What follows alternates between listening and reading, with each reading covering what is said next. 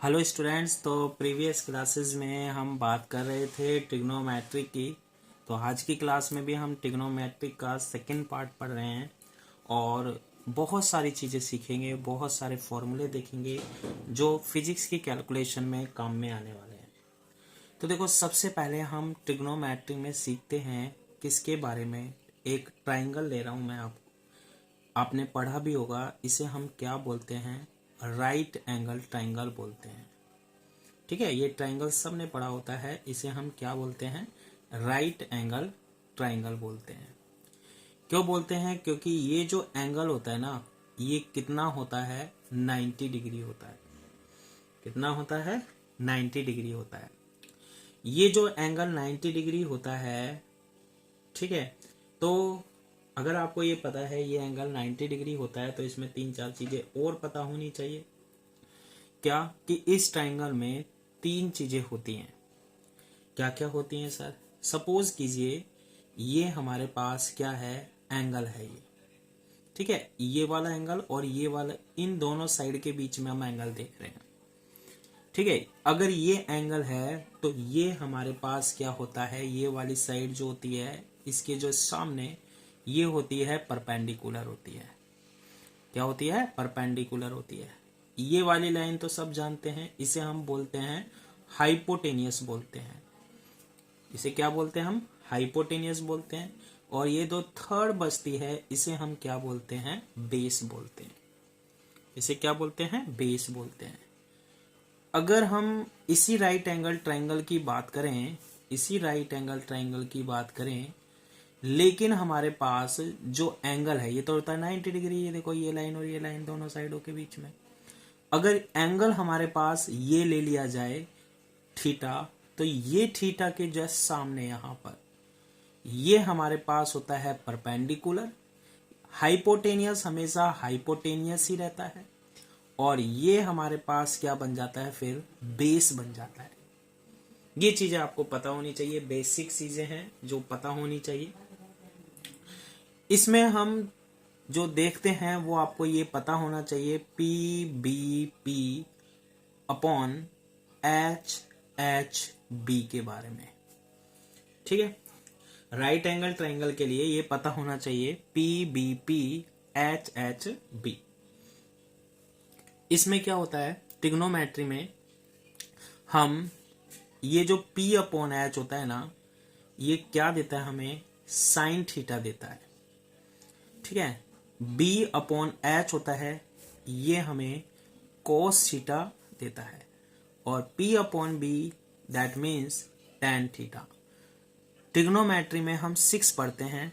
एक तो हम पढ़ते हैं साइन थीटा, सेकेंड हम पढ़ते हैं कॉस थीटा, थर्ड हम पढ़ते हैं टेन थीटा, फोर्थ हम पढ़ते हैं कॉट थीटा, फिफ्थ हम पढ़ते हैं सेक थीटा, और सिक्स्थ हम पढ़ते हैं कॉसेक थीटा। तो इन 6 की बात करते हैं, sine theta, cos theta, tan theta, cot theta, sec theta and cosec theta. Sine theta means, sine theta होता है, ये आप रिमेंबर करेंगे, P B P upon H H, यानी कि perpendicular upon hypotenuse, P upon H. Sine theta means perpendicular upon hypotenuse. Cos theta means, cos theta equals to होता है B upon H, यानी base upon hypotenuse. Cos theta means base upon hypotenuse. और third हमारे पास होता है tan theta. Tan theta क्या होता है, परपेंडिकुलर अपॉन बेस, यानी P अपॉन बी होता है। तो इन चीजों को आपको याद रखना है कि साइन थीटा हम कैसे फाइंड आउट करते हैं राइट एंगल ट्रायंगल से, कोस थीटा हम कैसे फाइंड आउट करते हैं, और टेन थीटा को हम कैसे फाइंड आउट करते हैं। क्लियर है? अब इसके बाद ये जो कोट थीटा होता है, कौन सा theta, cot theta. Cot theta जो है ये 1 अपॉन टेन थीटा होता है। अच्छा सर, बिल्कुल, कोट थीटा जो होता है वो 1 अपॉन टेन थीटा होता है। मीन्स इस टेन थीटा को 1 में जब भी लिखते हैं ना, इसका मतलब होता है इनवर्स कर देना। 1/tan थीटा होता है tan का इनवर्स। इनवर्स मीन्स अपोजिट, उल्टा कर देना। तो P/BS को उल्टा कर दो तो ये बनता है B/P, यानी base upon perpendicular means cos theta. इसके बाद हम बात करते हैं किसकी, sec थीटा की। sec theta means 1/cos theta, तो इसको उल्टा कर दो H/B means hypotenuse upon base is called sec theta. और लास्ट sin थीटा होता है जो cosec थीटा जो होता है ना, वो sin थीटा का इनवर्स होता है। cosec theta equals to 1/sin theta, तो इसका इनवर्स कर दो, अपोजिट हो जाएंगे H/P। तो इस तरीके से आपको ये पता होना चाहिए कि इनकी वैल्यू हम कैसे फाइंड आउट कर सकते हैं। किस किस की, साइन थीटा की, कॉस थीटा की, टेन थीटा की, फिर कॉट थीटा की, सेक थीटा की एंड कॉसेक थीटा की। साइन कॉस टेन आना चाहिए, तो अपने आप बाकी की वैल्यू तो आप फाइंड आउट कर सकते हैं, बिल्कुल कर सकते हैं। इसी में एक और हम थ्योरम की बात करते हैं जिसे हम बोलते हैं पाइथागोरस थ्योरम। अच्छा सर, पाइथागोरस थ्योरम क्या होती है? बहुत ही इंपॉर्टेंट थ्योरम होती है जो राइट एंगल ट्रायंगल में हम यूज में लेते हैं। और बेसिकली जब हम फिजिक्स पढ़ते हैं तो फिजिक्स में बहुत सारे फॉर्मूलेज और जो न्यूमेरिकल्स होते हैं उनको सोल्व करने में ये थ्योरम बहुत हेल्प करती है हमारे पास। ये जो थ्योरम होती है ये क्या बोलती है, हाइपोटेनियस का स्क्वायर, हाइपोटेनियस का यानी एच का स्क्वायर, और ये जो साइड होती है पी और बी इक्वल्स टू होता है, हाइपोटेनियस का स्क्वायर इक्वल्स टू होता है बेस का स्क्वायर प्लस परपेंडिकुलर का square. H square equals to B square plus P square, मतलब इस साइड का स्क्वायर इक्वल्स होता है इस साइड का स्क्वायर प्लस इस साइड के स्क्वायर के। तो H square equals to B square plus P square, और इसे हम बोलते हैं पाइथागोरस थ्योरम बोलते हैं। ठीक है, अब देखो ट्रिग्नोमेट्री के हम बहुत सारे फॉर्मूले यूज में लेंगे, अब समझना है धीरे धीरे एक करके। सबसे पहले हम बात करेंगे sign square theta plus cos square theta, इसकी वैल्यू होती है 1। बहुत ज्यादा इंपॉर्टेंट फॉर्मूला है, बार बार काम आएगा ये जब भी हम पहले बेसिक मैथमेटिक्स की बात कर रहे हैं, क्योंकि बेसिक मैथमेटिक्स बहुत इंपॉर्टेंट है फिजिक्स में। अगर ये नहीं आई तो फिजिक्स हम पढ़ेंगे कैसे। तो sign square theta plus cos square theta होता है, इसकी वैल्यू क्या होती है, 1 होती है। क्लियर है? अच्छा, इस फॉर्मूले को हम ऐसे भी लिख सकते हैं, मान लो हमें साइन स्क्वायर थीटा की वैल्यू फाइंड आउट करनी है, तो साइन स्क्वायर थीटा हम कोस स्क्वायर थीटा को इक्वल के बाद ले जाते हैं, तो 1 माइनस कोस स्क्वायर थीटा भी लिख सकते हैं हम। Sign square theta means 1 minus cos square theta. अच्छा, कोस स्क्वायर थीटा की वैल्यू फाइंड आउट करें तो हम, तो साइन स्क्वायर थीटा को 1 के इक्वल के बाद ले जाओ, 1 माइनस साइन स्क्वायर थीटा बन सकता है। तो ये दोनों वैल्यूज भी क्या होती हैं, इक्वल होती है। Cos square theta equals to 1 minus sine square theta. बहुत बहुत ज्यादा इंपॉर्टेंट टॉपिक है, और मतलब ये जो ट्रिग्नोमेट्री है तो फिजिक्स के लिए बहुत इंपॉर्टेंट है। ये फॉर्मूले जो हैं हम उन्हीं फॉर्मूले की बात करेंगे जो फिजिक्स में काम में आने वाले। वैसे तो मैथमेटिक्स के अगर हम फॉर्मूले देखें तो बहुत सारे हैं, बहुत सारे हैं, लेकिन इतने याद भी नहीं रखे जाएंगे और बार बार हम भूल भी जाते हैं। तो ये फॉर्मूले जो मैं बता रहा हूँ ये तो आपको 100% सारे आने चाहिए, ताकि कहीं कोई प्रॉब्लम नहीं आए। अच्छा, 1 प्लस, अगर 1 में हम 10 का स्क्वायर करके ऐड कर दें, 1 प्लस 10 स्क्वायर थीटा, तो ये इक्वल होता है हमारे पास किसके, सेक स्क्वायर थीटा के। 1 प्लस 10 स्क्वायर थीटा किसके इक्वल होता है, सेक स्क्वायर थीटा के इक्वल होता है। ये भी बहुत इंपॉर्टेंट फॉर्मूला है जो आपको पता होना चाहिए।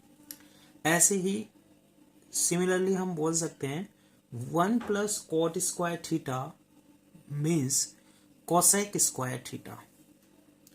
1 plus cot square theta, sorry 1 plus cot square theta equals to cosec square theta. ये भी बहुत इंपॉर्टेंट फॉर्मूला है फिजिक्स में जो हमारे पास बार बार हम इसे यूज में लेंगे। अच्छा, एक फॉर्मूला और देखो, हमने अभी तक ये तो लिखना सीखा है क्या, साइन थीटा, लेकिन अगर ये थीटा ना होकर टू थीटा हो तो, अगर साइन थीटा ना होकर साइन टू थीटा हो तो इसको कैसे लिख सकते हैं, इसको हम लिख सकते हैं टू साइन थीटा, इस टू को हम आगे लिख देंगे यहां पर, और फिर लिखेंगे sign theta into cos theta. ये भी आपको अच्छे से फॉर्मूला रिमेंबर होना चाहिए। अब देखो, हम कुछ और बातें भी देखेंगे जो बहुत ही इंपॉर्टेंट होने वाली है इसमें। क्या सर? अरे अब बस देखते जाइए, क्या क्या इंपॉर्टेंट बताता हूं मैं आपको। एक बात तो ये सुनिएगा आप, कि कहीं पर आपको ऐसे लिखा हुआ मिल जाए कि sine theta into sine theta, इस sine theta into sine theta को हम ऐसे लिख सकते हैं साइन स्क्वायर थीटा। ठीक है, आएगा ये फिजिक्स में बहुत जगह जहां आप कंफ्यूज हो जाते हैं, सर इसको लिखे कैसे। Sine theta into sine theta equals to होता है साइन स्क्वायर थीटा का। अच्छा सर, बिल्कुल। और इसको ऐसे भी लिख सकते हैं हम साइन थीटा इसका होल स्क्वायर, ये एक ही बात है पूरी टर्म का। Sign theta into sine theta sine square theta, और साइन थीटा इसका हम क्या लिख सकते हैं, होल स्क्वायर भी लिख सकते हैं। क्लियर है ये वाली बात? बिल्कुल। अगर हमारे पास एक स्पेशल कंडीशन आपको ध्यान रखना है कि थीटा स्मॉल है, मतलब जो एंगल बनता है हमारे पास वो बहुत ही स्मॉल बनता है, तो इस कंडीशन में फिजिक्स में अप्रोक्सीमेशन का यूज करते हैं हम। किसका यूज करते हैं? अप्रोक्सीमेशन का। और अप्रोक्सीमेशन क्या बोलता है कि जो साइन थीटा होता है उसको हम इक्वल लिख देते हैं किसके, थीटा के। साइन थीटा किसके इक्वल लिख देते हैं हम, थीटा के। और कोस थीटा जो होता है ना, वो इक्वल लिखते हैं किसके, वन के। देखो, साइन जीरो की वैल्यू जीरो हो जाती है, साइन जीरो की वैल्यू होती है जीरो, अभी मैं बताऊंगा आपको कैसे। तो जीरो तो नहीं लिख सकते, तो इक्वल होता है लगभग थीटा के।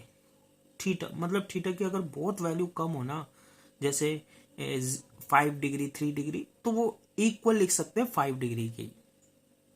जैसे साइन 0.3, तो इसको 0.3 हम मेंशन कर सकते हैं जब एंगल बहुत ही स्मॉल हो।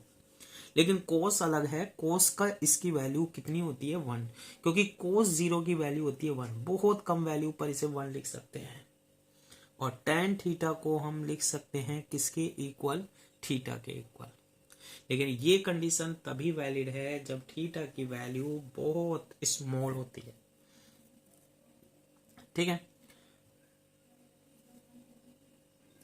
अब देखिएगा एक बहुत ही इंपॉर्टेंट बात जो कि आपको पता होना चाहिए। एक ट्राइंगल है हमारे पास, ये अच्छे से याद कर लीजिएगा आप। ये ही ट्राइंगल फिजिक्स में बार बार काम में आने वाला है, बार बार काम में आने वाला है। ठीक है, इस ट्राइंगल में स्पेशल चीज क्या है कि ये एंगल तो सब जानते हैं कितना है, 90 डिग्री है, ये राइट एंगल ट्राइंगल है। ये एंगल कितना है हमारे पास, 37 डिग्री है ये वाला। तो ये वाला जो एंगल होता है ना, वो 53 डिग्री होता है। और अगर हम इसका सम निकालें तीनों का तो 180 डिग्री होता है। ये 37 डिग्री, ये 53 डिग्री, और ये 90 डिग्री। इस ट्रायंगल में होता क्या है कि ये जो हमारे पास साइड है ये है 3, बेस होता है, मतलब ये साइड होती है 4, और ये होता है हमारे पास 5। ये रट लेना है, ये ट्रायंगल बहुत ही इंपॉर्टेंट है, बहुत ज्यादा इंपॉर्टेंट है। फिजिक्स में यही बना देता है बार बार कि अगर ये 90 डिग्री है, ये 37 है, और ये 53 है, तो ये जो साइड होती है ना, ये होती है 3, ये साइड होती है 4, और ये साइड होती है कितनी, 5। और इसमें बेसिकली हम कुछ वैल्यूज निकालते हैं, फाइंड आउट करते हैं। जैसे साइन 37 की वैल्यू फाइंड आउट करनी है हमें, कोस 37 की वैल्यू फाइंड आउट करनी है, और क्या फाइंड आउट करनी है सर, एक हमें साइन 53 की वैल्यू फाइंड आउट करनी है, और कॉस 53 की वैल्यू फाइंड आउट करनी है। इन वैल्यूज के बारे में आपको पता होना चाहिए। ठीक है सर, कैसे फाइंड आउट करेंगे तो हम, तो सबसे पहले आपको पता होना चाहिए साइन थीटा, मैंने आपको बताया था परपेंडिकुलर अपॉन क्या होता है, हाइपोटेनियस। अगर हमारे पास ये एंगल होता है, ठीक है, ये एंगल होता है तो ये होता है हमारे पास परपेंडिकुलर होता है। क्लियर है ये वाली बात? ये हमारे पास हाइपोटेनियस होता है और ये हमारे पास बेस होता है अगर ये एंगल होता है तो साइन 37 होता है परपेंडिकुलर अपॉन हाइपोटेनियस। तो परपेंडिकुलर कितना है हमारे पास, 3 है, और हाइपोटेनियस कितना है, 5। तो साइन 37 आप डायरेक्टली भी याद रख सकते हैं 3/5 होता है। ऐसे ही कोस 37 क्या होता है ये भी पता होना चाहिए, बेस अपॉन हाइपोटेनियस होता है। तो बेस कितना है यहाँ पर, 4 है, और हाइपोटेनियस कितना है, 5 है। तो कितना होगा कोस 37, 4/5 होता है। बिल्कुल सही सर। अच्छा, साइन 53 और कॉस 53 देखें तो अगर 53 देख रहे हैं तो हाइपोटेनियस में तो कोई चेंज नहीं होता है, ये तो बन जाता है किसमें कन्वर्ट हो जाता है, ये तो हो जाता है परपेंडिकुलर, बेस परपेंडिकुलर बन जाता है और परपेंडिकुलर क्या बन जाता है, बेस बन जाता है, चेंज हो जाते हैं ये दोनों। तो अगर अब साइन 53 की वैल्यू निकालें तो साइन 53 की वैल्यू क्या होती है, साइन होता है परपेंडिकुलर अपॉन हाइपोटेनियस। तो अब परपेंडिकुलर क्या है, 4 है, हाइपोटेनियस कितना है, 5। तो साइन 53 आएगा 4/5। और cos 53 कितना आएगा, cos 53 होता है बेस अपॉन हाइपोटेनियस। बेस कितना होता है, 4, हाइपोटेनियस होता है 5। सॉरी, अब बेस ये वाला हो गया तो 3/5। तो ये दोनों वैल्यूज आपको याद रखनी है। Sine 37 means 3/5, cos 37 means 4/5। अगर 53 आ जाए तो इंटरचेंज हो गई वैल्यू, देखो जो साइन की है, जो साइन की वैल्यू है वो यहाँ कोस की है, जो यहाँ साइन की है वो यहाँ कोस की वैल्यू है। तो इस तरीके से आप एंगल चेंज करके ये याद रख सकते हैं। अब देखो ये तो 37 और 53 की वैल्यू हो गई। जब हम कुछ स्पेसिफिक एंगल पढ़ते हैं, जैसे 0 डिग्री है, 30 डिग्री है, 60 डिग्री है, 90 डिग्री है, 90 के बाद आता है 120 डिग्री है, 120 के बाद आता है 135 है, 135 के बाद होता है 150 है, 150, 180, इनकी वैल्यूज क्या होता है हमें पता होनी चाहिए, इनकी वैल्यूज हमें पता होनी चाहिए। ये स्पेसिफिक एंगल है यार, काम में आते रहते हैं बार बार। तो इनकी क्या वैल्यूज होंगी, तो इसके लिए मैं टेबल बता रहा हूँ जो आपने 10th क्लास में भी पढ़ी थी। हम यहाँ थीटा की बात करते हैं। तो कौन कौन से एंगल की वैल्यू पता होनी चाहिए, एक तो पता होनी चाहिए 0 डिग्री की, एक हमें पता होना चाहिए 30 डिग्री की, ठीक है, एक हमें पता होनी चाहिए 45 डिग्री की, एक हमें पता होनी चाहिए 60 डिग्री की, और एक एंगल हम लेते हैं 90 डिग्री। 90 डिग्री के बाद लेते हैं हम 120 डिग्री। 120 के बाद हम फाइंड आउट करते हैं 135 डिग्री।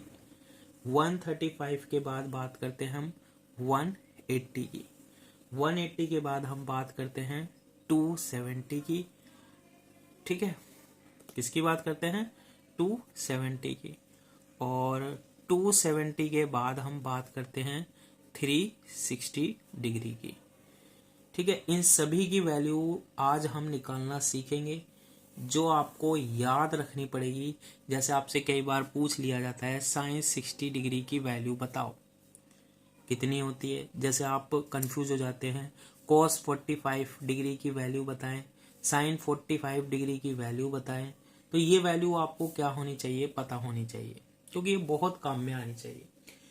तो इसके हम दो मेथड बताएंगे, एक तो ASICL रूल बताएंगे। हम 3 वैल्यू पढ़ने वाले हैं, एक तो साइन थीटा की, एक हम पढ़ेंगे कॉस थीटा की वैल्यू, और थर्ड पढ़ेंगे हम टैन थीटा की वैल्यू। 3 वैल्यू हम फाइंड आउट करने वाले हैं। क्लियर है ये वाली बात? बिल्कुल सर।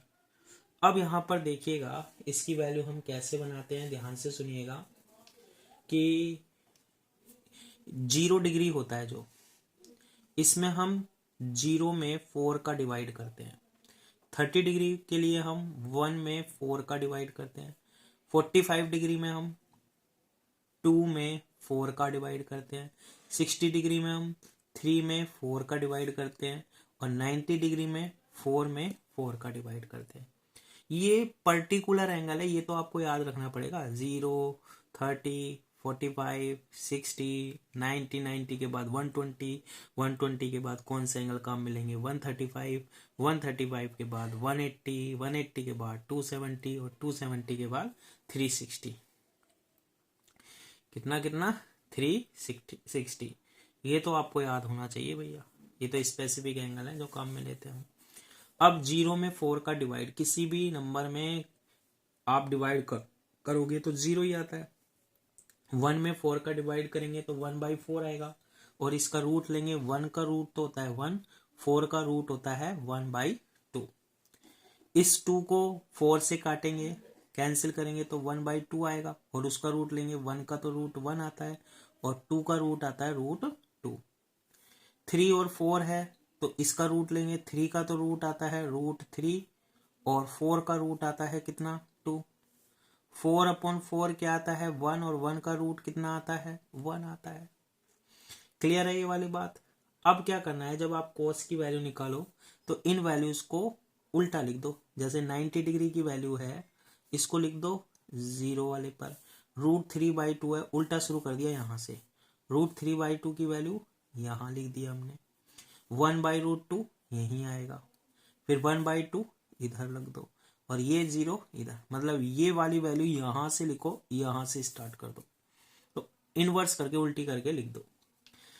एक चीज ध्यान रखिएगा, जो tan थीटा होता है ना, ये फॉर्मूला भी ध्यान रखिएगा। एक tan थीटा इक्वल्स टू होता है sin theta upon cos theta के। tan थीटा किसके इक्वल होता है? sin theta upon cos theta. sin theta में अगर हम cos थीटा का डिवाइड करते हैं तो हमें क्या मिलता है? tan theta. तो 0 में 1 का डिवाइड करेंगे तो हमें क्या मिलेगा? 0 मिलेगा। 1/2 में √3/2 का डिवाइड करेंगे तो ये 2 ऊपर चला जाएगा, 2 से 2 कैंसिल आ जाएगा, तो ये बनेगा 1/√3। 1/√2 में 1/√2 tan थीटा निकाल रहे हैं ना, sin theta upon cos theta कर रहे हैं, sin थीटा में cos थीटा का डिवाइड कर रहे हैं तो ये आएगा 1। √3/2 में 1/2 का डिवाइड करेंगे, 2 से 2 कैंसिल, √3।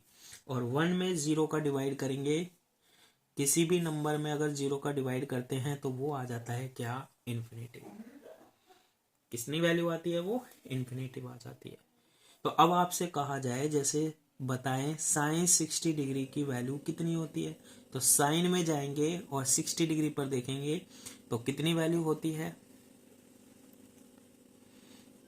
अगर आपसे पूछा किसी ने sin 60 डिग्री की वैल्यू कितनी होती है, तो साइन में जाएंगे और 60 डिग्री पर जाएंगे तो कितना लिखा हुआ है 60 डिग्री पे? √3/2। तो कितनी आ जाएगी? √3/2 आ जाएगी। बस ये करना है आपको और कुछ नहीं करना है। बताओ वैल्यू समझ में आई या नहीं आई? बिल्कुल आ गई है। अब इसके बाद क्या करना होता है, ध्यान से देखिएगा। ये 90 डिग्री आ गई, 90 डिग्री के इधर वैल्यू जा रही है ना, इन वैल्यूज को इधर लिख दीजिएगा। जैसे 1 है या तो ये 1 ही रहेगा। यहाँ √3/2 है तो यहाँ भी √3/2 लिख दीजिए। यहाँ 1/√2 है तो यहाँ भी 1/√2 लिखिए। यहाँ 1/2 है तो यहाँ भी हम इसमें चलो एक वैल्यू और बता देते हैं, वो रह गई इसलिए क्रम बिगड़ जाएगा। जैसे 135 है, इसके बाद हम बात करते हैं कितने की? 150 की। ठीक है, 150 के बाद हम बात करेंगे 180 की। 180 के बाद बात करेंगे हम 270 की। और 270 के बाद हम बात करेंगे कितने की? 360 की। ठीक है, सारी वैल्यू लेके चलते हैं। तो 150 के बाद 180, 180 के बाद 270 और 270 के बाद 360। ये सारी वैल्यू याद रखना है। तो 90 डिग्री के इधर 60 √3/2 तो इधर भी √3/2 होगा। फिर इधर 1/√2 तो इधर भी 1/√2। इधर है 1/2 तो ये 150 की वैल्यू बन जाती है 1/2। और ये 0 तो ये 180 तक आती है 0 वैल्यू। ऐसे ही ये 0 है, इसके इधर 1/2 तो यहाँ 1/2, इधर 1/√2, इधर भी 1/√2 आएगा। इस साइड √3/2 तो इस साइड √3/2, इस साइड 1 तो इस साइड भी 1। लेकिन कॉस में वैल्यू कैसी होती है, नेगेटिव होती है, ये बात आपको पता होनी चाहिए। इसका रीजन भी हम आगे चल के बताएंगे कि कॉस में वैल्यू कैसी होती है, नेगेटिव होती है। अच्छा एक चीज ये सही कर लेना, 90 डिग्री के बाद 1 आपको ऐसे याद रखना है सीरियलिटी से, 0 डिग्री, ठीक है, आपको कैसे याद रखना है, 0 degree, 30 degree, 45 degree, 60 degree, 90 degree, 120 degree, 135 degree, ठीक है, 270 डिग्री, और लास्ट में कितना आएगा, 360 डिग्री आएगा। क्लियर है ये वाली बात? बिल्कुल सर। अब यहां पर जो यहां है वो इधर आ जाएगा, जैसे ये √3 है तो यहाँ √3, यहाँ 1 है तो 1, यहाँ 1/√3 है तो 1/√3, और ये 0 है तो ये 0। लेकिन ये वाली वैल्यू भी कैसी आएंगी, नेगेटिव आएंगी। बताओ बात समझ में आई या नहीं आई? चलो अभी हम 270 और 360 डिग्री को छोड़ देते हैं, तो आप केवल यही याद रखिएगा अभी, फिर हम 270 और 360 के लिए आगे बढ़ेंगे कि 0 से 180 डिग्री तक की वैल्यू क्या होती है। कहां से कहां तक, 0 से 180 डिग्री तक की वैल्यू क्या होती है, बस ये याद रख लीजिएगा। फिर हम 360 और 270 के लिए और कुछ बताएंगे। क्लियर है ये वाली बातें? तो ऐसे टेबल में आप याद रख, अब आपसे पूछा जाए जैसे साइन 120 डिग्री की वैल्यू क्या है, तो साइन में जाएंगे, 120 कितना होता है, √3/2। तो इस तरीके से हम सोल्व कर सकते हैं। तो ये इंपॉर्टेंट एंगल है, 0 degree, 30 degree, 45 degree, 60 degree, 90 degree, 120 degree, 135 degree, 150 और 180। अब देखो आगे के एंगल हम और भी बना सकते हैं, अभी नहीं बना रहे हैं। इसमें ये ध्यान रखिएगा, ये तो आपको इंपॉर्टेंट है, यहां तक याद रखना, यहां तक की तो वैल्यू याद होगी। तो हम और भी रूल होते हैं जिनसे हम 120, 135, 150 और 180 की वैल्यू फाइंड आउट कर लेंगे, 270 की भी कर लेंगे, 360 की भी कर लेंगे। लेकिन ये वैल्यूज तो आपको याद होनी चाहिए कि साइन 0 की वैल्यू कितनी होती है, 30 की वैल्यू कितनी होती है, 45 की वैल्यू कितनी होती है, 60 की, 90 की। तो ये तो आप अच्छे से याद कर लीजिएगा, साइन में भी, कॉस में भी और टेन में भी। आगे की अगर आप टेबल बनाना जानते हैं तो ठीक है, नहीं तो मैं एक प्रोसेस बताऊंगा ASIC रूल, उससे हम सोल्व करना सीख लेंगे बाकी की वैल्यूज को। लेकिन ये तो आपको टेबल यहाँ तक की तो आनी चाहिए, मैंने आगे तक की बता दी, ताकि हम जब इसको यूज लें तो अच्छे से इसको अप्लाई करना सीख सकें। क्लियर है? नेक्स्ट क्लास में हम इससे और भी नई बातें की बात करेंगे। आज के लिए इतना ही, थैंक यू।